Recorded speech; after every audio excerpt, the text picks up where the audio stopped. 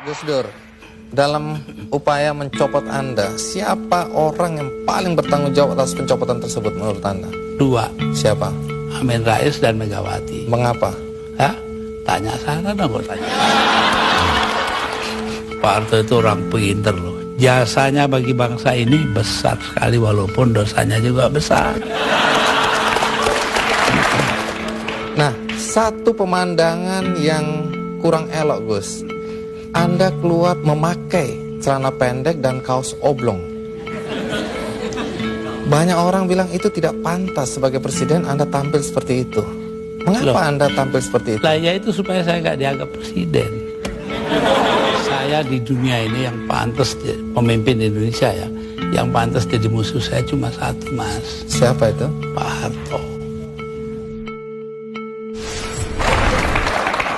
Jadi, Gus Dur, tadi itu ringkasan dari peristiwa detik-detik terakhir Anda mengundurkan diri atau mundur atau dimundurkan. Nah, apakah sampai sekarang Anda memang... Anda dilengserkan. Apakah Anda masih tetap sampai saat ini tidak menerima dan menganggap itu tidak sah? Oh, nggak bener, nggak sah emang.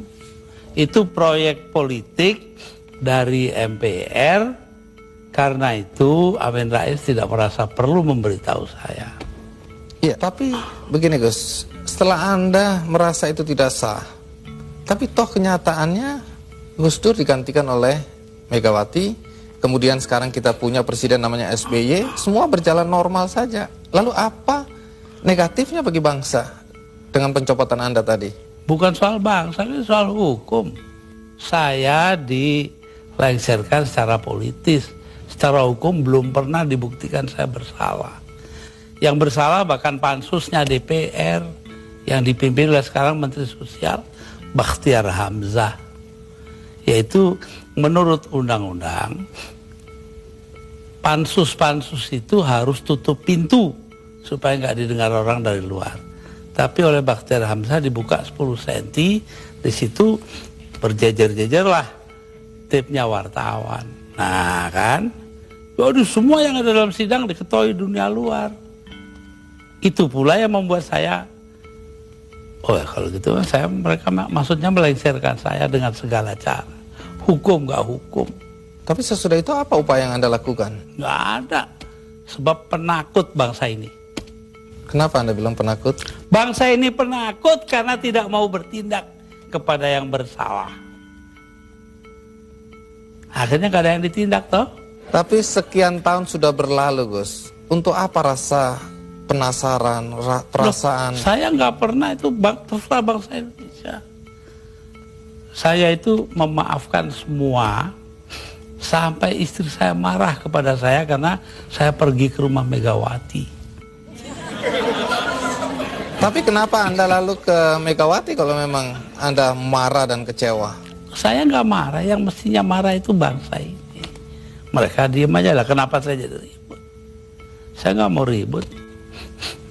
Baik, Gus Dur. Tapi disuruh memandang itu benar nggak bisa dong. Orang kan ada batasnya. Antara benar dan salah. Jadi yang benar dalam hal ini istri saya.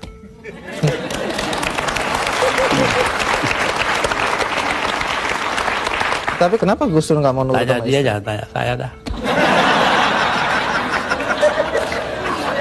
300.000 orang Mas tanda tangan supaya saya jangan berhenti jadi presiden, tahu?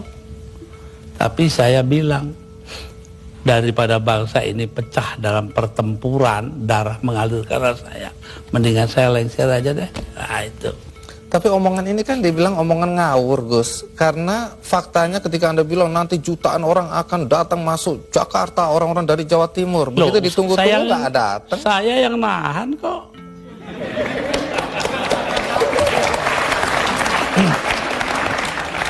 Jadi kalau nggak ditahan sama Gus Dur, datanglah beneran itu ya? Bukan begitu, artinya tetap saja kebenaran kita pertahankan. Tapi sikap kita itu jangan sampai bangsa ini perang saudara. Dan itu pengorbanan Anda? Ya, bagi saya bukan korban, biasa aja. Nah, satu pemandangan yang kurang elok Gus. Anda keluar memakai celana pendek dan kaos oblong. Banyak orang bilang itu tidak pantas sebagai presiden Anda tampil seperti itu. Mengapa Loh, Anda tampil seperti itu? Lah ya itu supaya saya nggak dianggap presiden. Terus manfaatnya apa dengan dianggap tidak sebagai presiden? Loh, orang dingin hatinya, nggak jadi marah. Tapi Gus Dur, dalam upaya mencopot Anda, siapa orang yang paling bertanggung jawab atas pencopotan tersebut menurut Anda? 2, Siapa? Amin Rais dan Megawati. Mengapa? Hah? Tanya sana dong, kok tanya.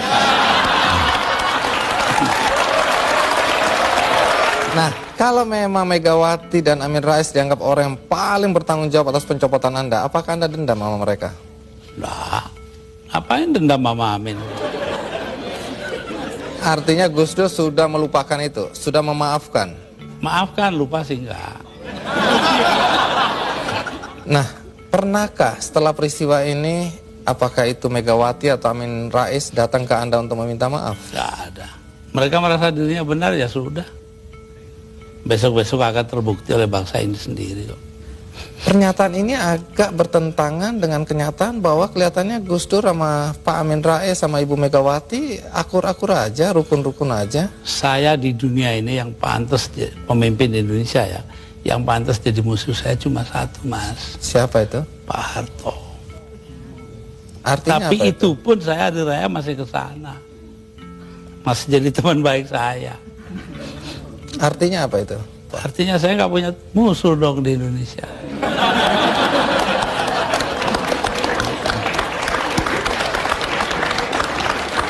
Ada satu hal, kita banyak mendengar bahwa teman-teman dekat Anda dulu menyesalkan kenapa Anda jadi presiden. Anda sebenarnya lebih layak menjadi guru bangsa, nggak usah ikut campur dalam perpolitikan yang nggak jelas itu. Saya diperintah oleh 5 orang sesepuh saya. Itu saja, kalau mereka memerintahkan apa saja masuk api, masuk api. Tanpa perlu berpikir. Tanpa perlu berpikir. Kenapa begitu? Loh, Selain sesepuh saya itu ini kan, orang pesantren disuruh nurut orang tua. itu nggak bisa ditawar itu Gus. Nggak bisa ditawar. 5 orang itu, saya nggak sebut namanya. Gus Dur, dalam 20 bulan sebagai presiden, prestasi apa saja sih yang sudah dicapai? Saya itu menjadi presiden di saat Indonesia menghadapi bahaya akan terurai. Kelompok-kelompok separatis ada di mana-mana. Jadi saya berangkat keliling-keliling dunia itu 80 kali dalam 20 bulan. Jadi 4 kali 1 bulan. Itu tugas saya cuma satu. Apa? Yaitu membuat supaya integritas wilayah Indonesia ini tetap. Itu aja, nggak ada pikiran lain kok saya. Tapi ada yang menuduh. Dan ternyata berhasil toh. Kita tetap satu negara hari ini. Jadi Gus Dur merasa itu karena jasa Gus Dur? Bukan, artinya tugas saya begitu. Perkara saya berjasa itu adalah soal kedua. Tapi ada yang menuduh bahwa Gus Dur ini sebenarnya menggunakan aji mumpung. Mumpung jadi presiden, dibayari negara, keliling jalan-jalan. Allah nanti sejarah akan membuktikan. Tapi Gus Dur, perjalanan Anda itu menelan biaya sampai 52,7 miliar. Ya, tapi eksistensi Indonesia sebagai satu negara harganya jauh lebih tinggi. Jadi nggak bisa dipersoalkan itu biaya. Nggak bisa dipersoalkan. Loh, kalau enggak kan udah dipakai oleh orang-orang brengsek itu.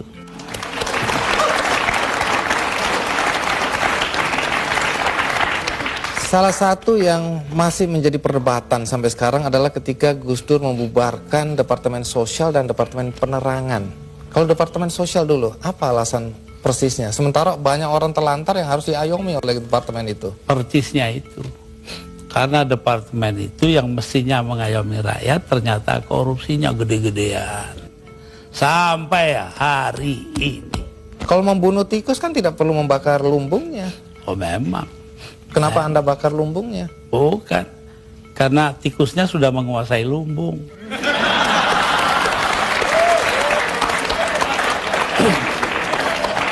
Depan dibubarkan.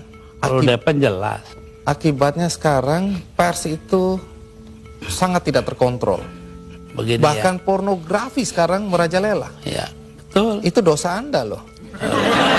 Enggak dong. Loh, saya